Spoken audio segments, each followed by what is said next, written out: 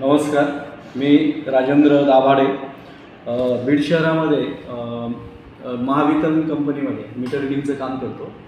तर या ठिकाणी मला मी मीटर रिडिंगसाठी सावंत काकांच्या इथं गेलो होतो. तर त्यांनी बळजबरी केली की अरे दाभाडे ये चहा घे. मी त्यांना बोललो की चहा नको, मला त्रास आहे. ते म्हणले कशाचा त्रास आहे?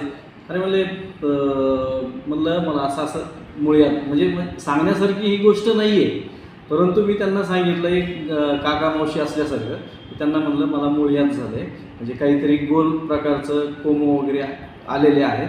तर ते म्हणले काळजी करू नको, आपल्या जवळचे डॉक्टर आहेत, त्यांना बोलवून घेऊ आणि त्यांच्याकडून औषध वगैरे घेऊ. त्यावेळेस मग मी एक चक्कर मारायला गेलो. तर त्यांनी डॉक्टर विजय जगताप या डॉक्टरांना